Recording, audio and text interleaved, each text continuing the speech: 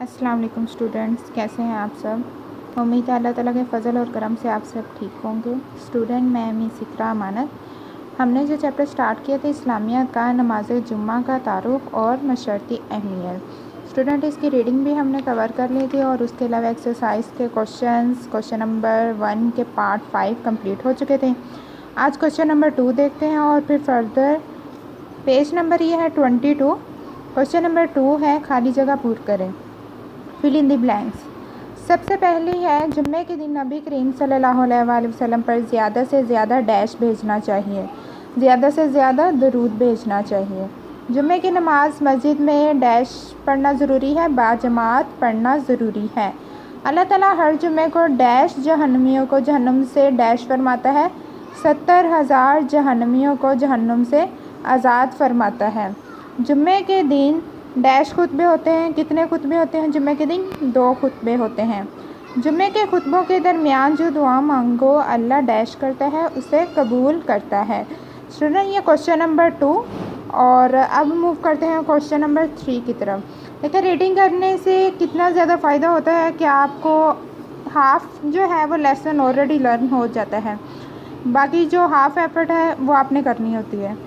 Question number 3 है दुरुस्त जवाब पर टिक और गलत पर क्रॉस का निशान लगाएं। जुम्मे के दिन भी हफ्ते के आम दिनों की तरह है, क्या ये सही है या गलत? जी बिल्कुल गलत है, क्रॉस है।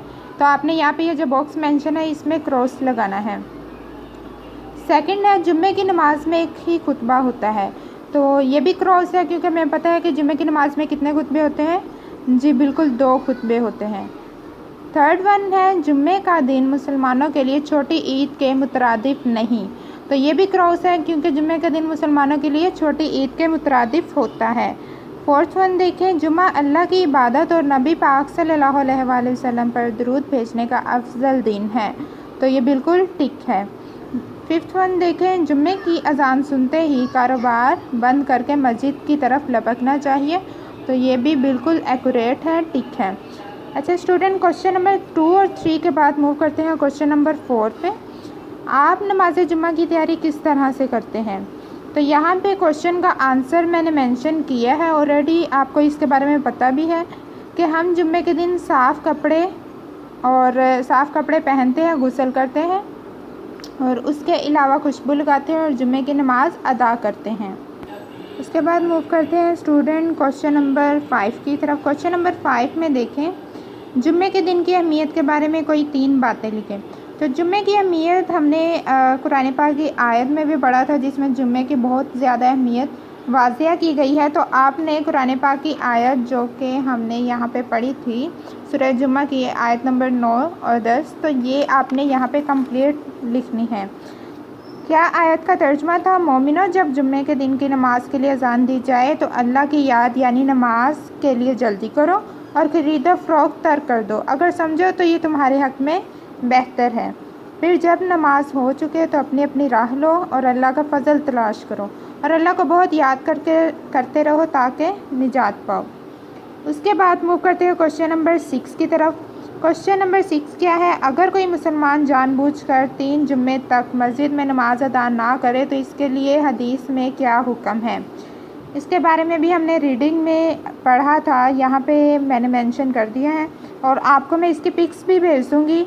आपने क्या करना है कि पिक को देख के ही क्वेश्चन के आंसर आपने बुक के ऊपर ही मेंशन करने हैं और मुझे फिर आपने स्नैप के फॉर्म में वापस भेज देने और मैं आपका वर्क चेक कर लूँगी। अगर कोई मुसलमान किसी ख़ास मजबूरी के बगैर 3 जुम्मे तक मस्जिद में नमाज नहीं पढ़ेगा तो अल्लाह ताला इसके दिल पर बदनसीबी की मोहर लगा देगा और इसे फिर कभी दुरुस्त राह पर चलना नसीब ना होगा। अच्छा स्टूडेंट, आज का जो हमारा ये चैप्टर है वो कंप्लीट हो चुका है, तो उम्मीद है आप सबको बहुत अच्छे से समझ आ चुकी होगी और आपने प्रॉपर कोऑपरेट करते हुए मुझे काम भी सबमिट करवाते रहना है कि इजीली मैं आपका काम भी चेक करती रहूँ और साथ में पता लगता जाए कौन सा स्टूडेंट जो है वो अच्छे तरीके से एफर्ट कर रहा है, क्लासेस अटेंड कर रहा है। और स्टूडेंट्स पेज नंबर 23 पे ये आपका चैप्टर जो है वो कंप्लीट हो चुका है। फिर हम नेक्स्ट चैप्टर स्टार्ट करेंगे रोज़े की अहमियत और फ़र्ज़ियत के बारे में। اسٹوڈنٹ اس چیپٹر سے ریلیٹڈ اگر کسی کو کوئی پرابلم ہو، کسی چیز کی سمجھ نہ آ رہی ہو، تو آپ نے مجھے ٹیکسٹ کر دینا ہے، آپ مجھ سے پوچھ سکتے ہو. تو امید ہے آپ سب کو بہت اچھے سے سمجھ آ چکی ہوگی. اوکے اسٹوڈنٹ، اللہ حافظ.